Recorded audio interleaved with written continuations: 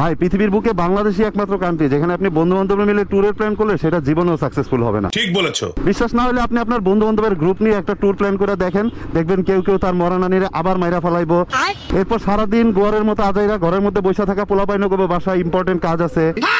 ট্যুরের কথা শুই নাই কারো কারো বাতের গায়ে জ্বর আইসা পড়বো। আর সব থেকে কমন যে এক্সকিউজ সেটা হলো মোট কথা ট্যুরে না যাওয়ার জন্য এদের কাছে হাজারটা এক্সকিউজ রেডি থাকবে, কিন্তু তাদের ট্যুরে না যাওয়ার অ্যাকচুয়াল রিজনটা হলো আমার কাছে আর টাকা নাই। অথচ মেয়ে নিয়ে যখন এরা ঘুরতে পারে তখন তো এক একজন বলে আমার বাপের অনেক টাকা। অথচ এই পোলাপাইন গুলোরে যখন আপনি ট্যুরের জন্য বলবেন তখন এক একজনের চেহারার এমন হালত করে যেন মাত্রই এদেরকে এতিমখানা থেকে কেউ টোকায় নিয়ে আসছে। দেখেন আমার কথা হলো এরা মেয়ে মানুষের নিয়ে যখন ঘুরতে বাইরে তখন এদের পকেট থেকে হাজার হাজার টাকা বের হয়ে যায়, কিন্তু বন্ধু বান্ধবের নিয়ে যখন একটা টঙের দোকানে বসে বিড়ি খায় সেই বিড়ি খাওয়ার টাকা এদেরকে গোয়া মারলেও 1 টাকাও বাইর হয় না।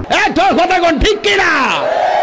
কিন্তু বন্ধু বান্ধবরা যদি বলেন যা তোরা ব্যাগটা গুছায় রেডি হ, এই ট্যুরের সব খরচ আজকে আমার, তখন এরা এক একজন বলে স্যার আপনি একটু বাইরে গিয়ে আবার ঢুকেন, আমরা আপনাকে দাঁড়ায় সম্মান করি। আর যদি বলেন যে দোস্ত সবাই মিলে তো ট্যুরের প্ল্যান করতেছি তুই টাকা পয়সা রেডি রাখ, তখন বলে আমাকে আমার মতো থাকতে দাও, আমি নিজেকে নিজের মতো গুছিয়ে নিয়েছি, যেটা ছিল না সেটা না পাওয়াই থাক। আর বাংলাদেশের ট্যুরের কথা বললে সবার প্রথম প্রধান এবং জাতীয় জায়গা কি আসে? কক্সবাজার। ঠিক কিনা?